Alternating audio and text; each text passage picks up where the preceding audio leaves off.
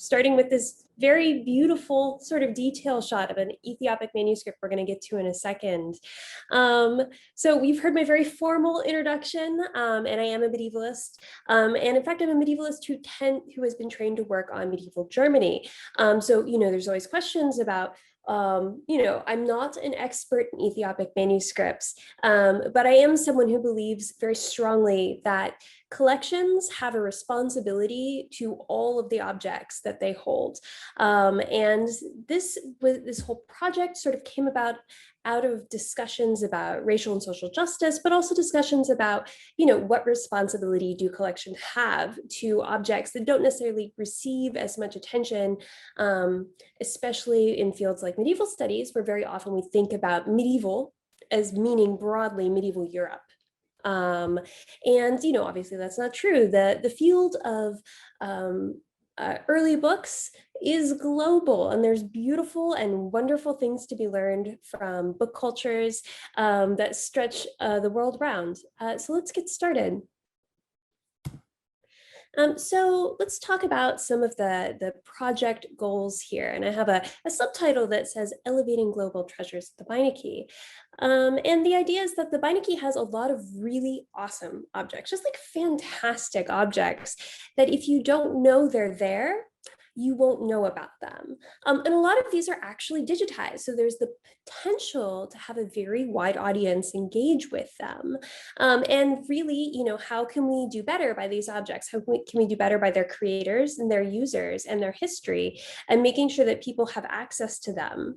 And this also fits into, as I mentioned before, sort of a broader conversation that's been happening among medievalists, among classicists, in, what do these terms mean? And since they evoke a very specific, like Western idea, how do we talk about other types of objects from the time period? How do we broaden that? How do we challenge these very like white Western European notions of that particular time period and the sorts of books that were produced, right?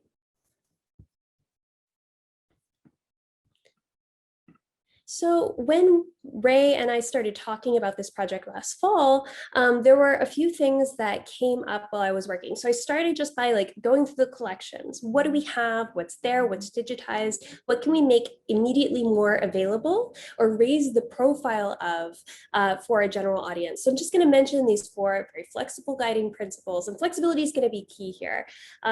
So the first was to highlight non-Western, non-European, or underrepresented linguistic, religious, or cultural materials from a wide variety of regions. The second was to focus, where available, on objects made by rather than about various target cultures, peoples, and communities.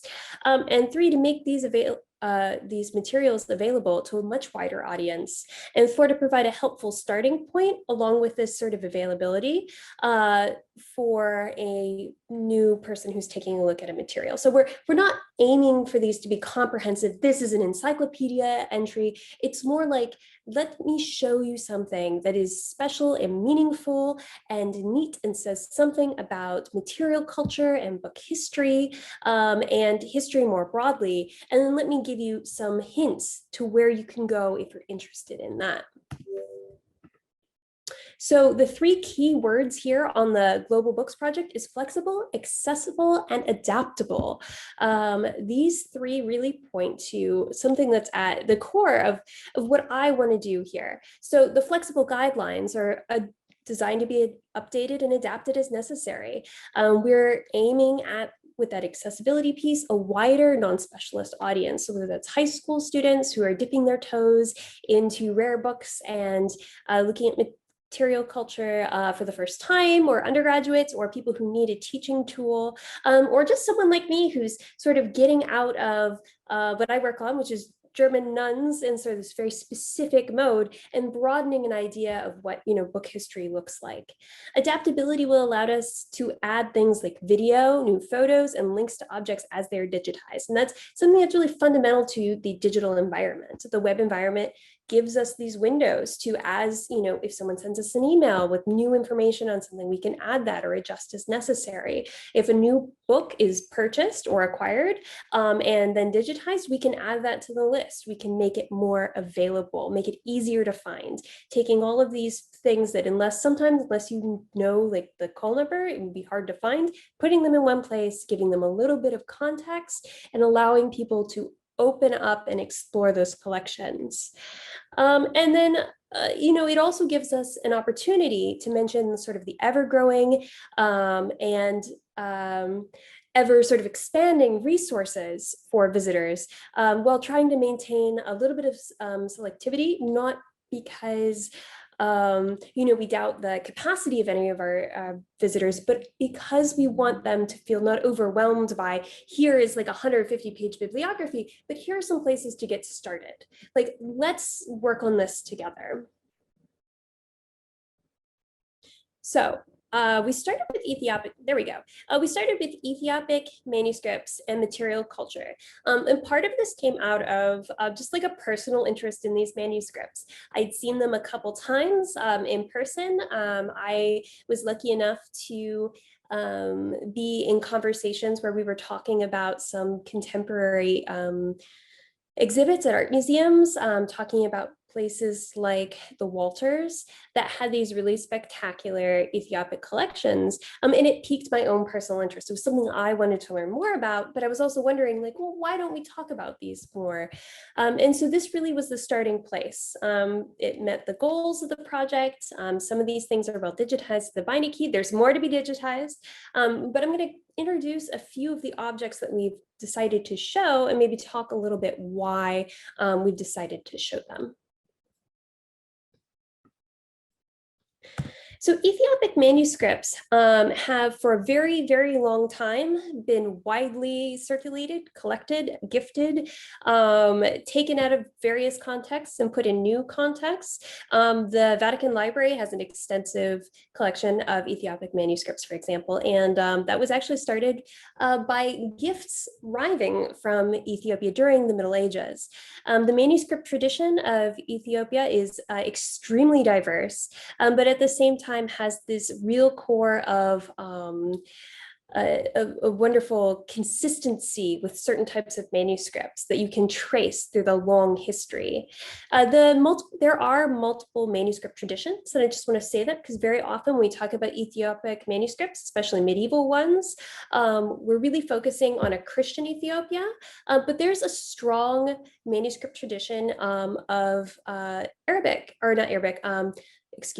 Islamic manuscripts from Ethiopia as well. And although they often have very different characteristics and they have a lot more in common with certain types of Islamic manuscripts from other parts of the world, it still represents that this is not, a monolith. This is just one window into one really beautiful manuscript culture within Ethiopia. So the manuscript that I have featured on the screen right now is actually just one sheet, one back and front fragment. And it's one of the oldest Ethiopic manuscripts in the Beinecke collection. So this is a Eusebian canon table. If you work on the Bible, biblical history, medieval manuscripts, this is going to look really, really familiar to you, because whether or not you read Giat, the language it's in, this is a form that is transmitted in Christian Bibles throughout the world. Actually, this is a really interesting form. It's really popular in medieval Europe as well. And the Eusebian canon table allows you, it's sort of like a concordance. You can look across the different gospels and match up different things. And it has this distinctive architectural form as well. Now, what some of the things that make this interesting and stand out, it's not just the language it's written in, but it's also the style of decoration. So the use of interlace, the use of this sort of gold and red and blue and white. These are colors. This is a palette and a style that we see in a lot of different Ethiopic manuscripts that fit into the genre of Christian Ethiopic manuscripts here. And there are things about it that are just really compelling, even, again, maybe you've never seen a Eusebian canon table before, but when you approach this, you might see the little birds perched upon the arch. You might be interested in the patterns that are being formed, the almost textile coloring underneath that arch and above the contents of the table. And here we can see a little bit more of a detail. You can see these birds here as well. But the collection at Yale includes a number of objects from the 19th century as well. And because of a certain amount of stability in the manuscript culture, they have a lot in common with earlier manuscripts as well. There is an enduring dedication to using parchment for Christian manuscripts, as well as continuing to use, not in all cases, but in many cases, the classical Geats, which becomes sort of a liturgical language as well.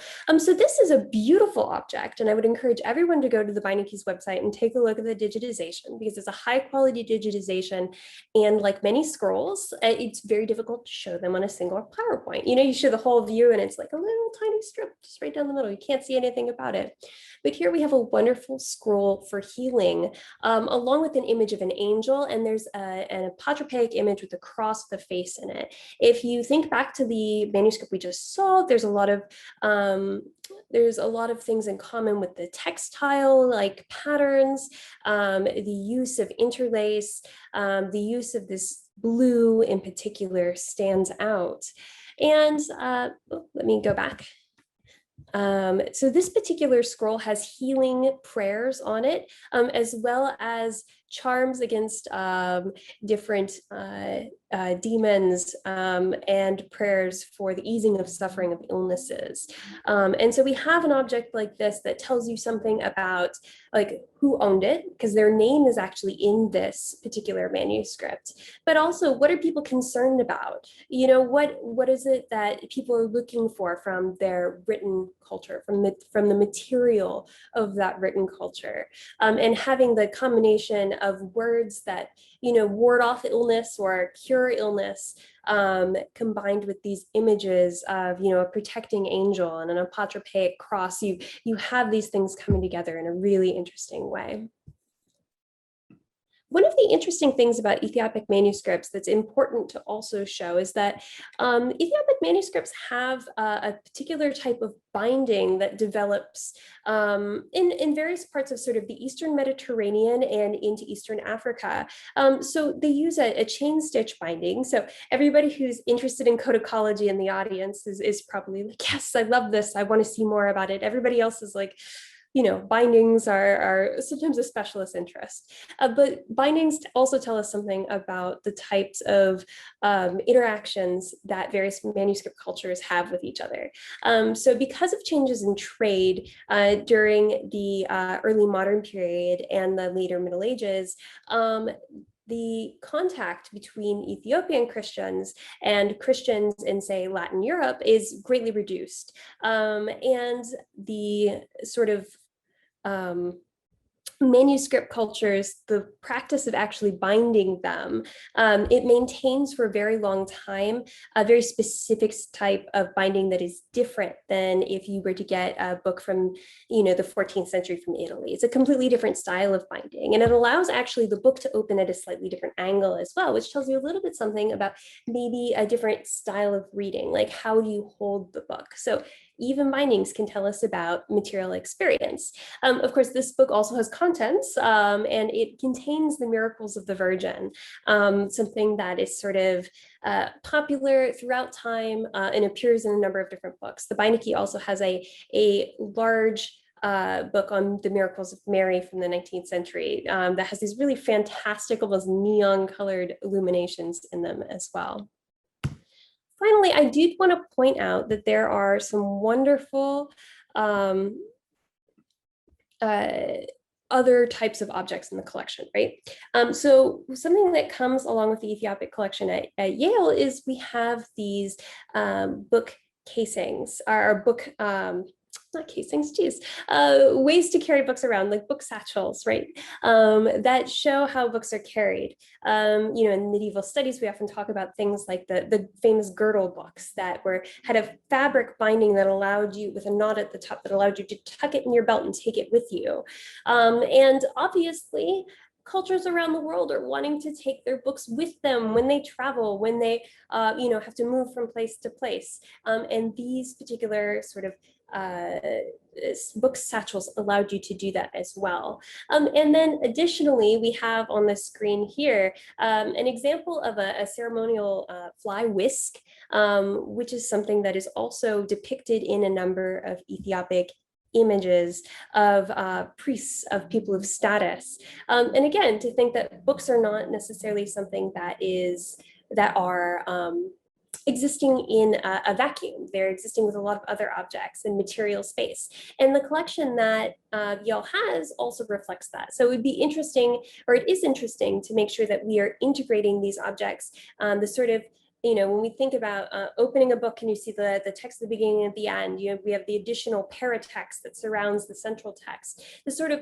paramateriality that comes around books. And para is not even quite, accurate, because there's a sense that this is something that should be integrated into our understanding.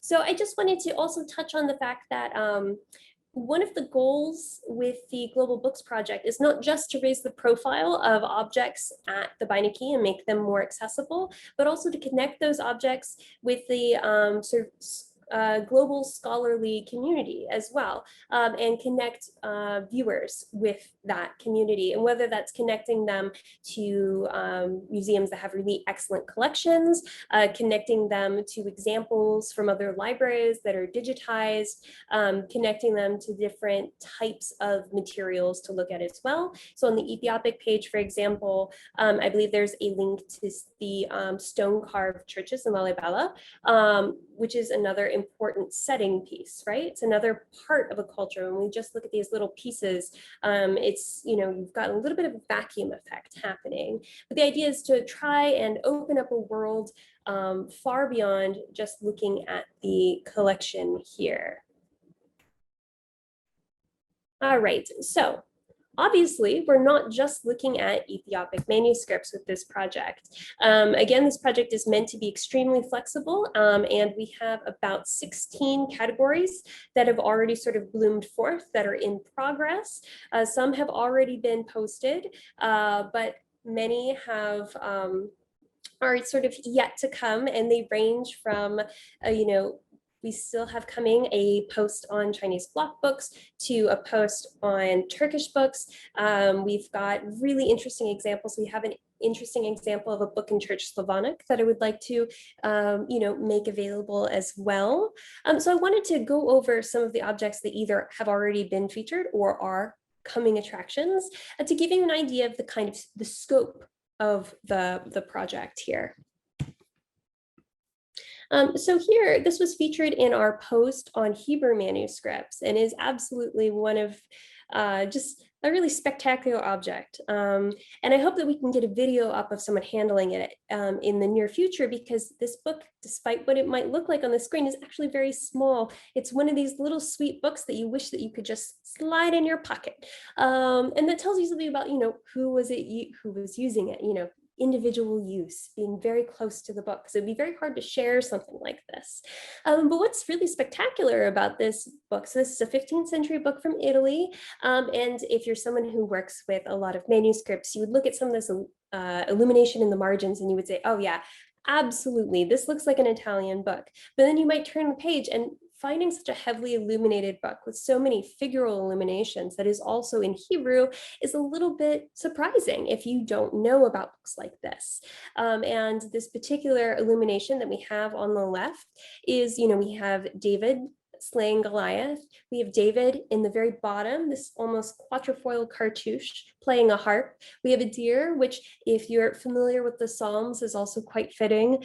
We have other animals, wildlife, and we have an image of a crowned man at the very top, which might also be an image of David. So, it's reinforcing that connection between David and the Psalms.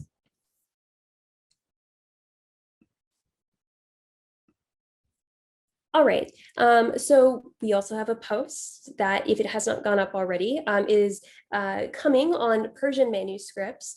And it's an opportunity to show another way of utilizing the page with text, because there's often these, in Safavid illumination, you have these boxes of text. So the text kind of comes into the image itself. And this image is sort of particularly beautiful because it's so well preserved, but you really get a great sense of the flatness of this type of image. The way that they use color and pattern evokes textiles and evokes tile. And it's just, really visually exciting. This might be, again, a great window for someone to start looking at Persian manuscripts, maybe changing the course of their research to bring a little bit more light to collections like these in the United States.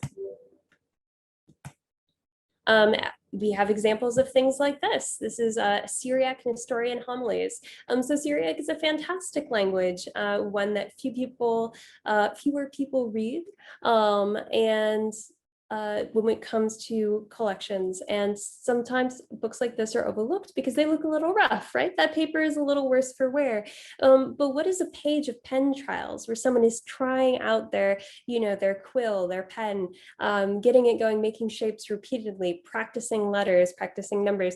What does that tell you about how this book was used? And I think finally, I'm going to, because I want to leave plenty of time for questions, and to invite Ray to join me in talking about this project as well, is I wanted to talk a little bit about the Codex, or the Rees Codex, which, like this image has like the opposite problem of that Hebrew book I just showed a moment ago. And the fact is that it's actually very, very large. And this picture doesn't give you a great sense of that. But we've had a lot of sort of photographic work done on this particular object. And you can view, say, the object under UV light as part of the digitization of it. But it is an Aztec land map that has all these sorts of different details that suggest a very different way of thinking about how do we make a map? How do we think about space? How do we divide that space up, and how do we represent it? You can see the trees on the left side that sort of go down in sort of they're almost stacked on their sides. There's a different type of perspective that's happening. This is also made on a mate or a mantle paper. So this is a bark paper, an indigenous paper practice that continues to be perpetuated by especially the Otomi people in Mexico. So this is like a really interesting object that talks about a different way of thinking about the spatial world. I've been talking so much about material, but this is also part of it. We have plenty of other examples we can talk about as well. But I think I want to, close the slideshow for now and invite Ray to answer questions with me, if that's all right.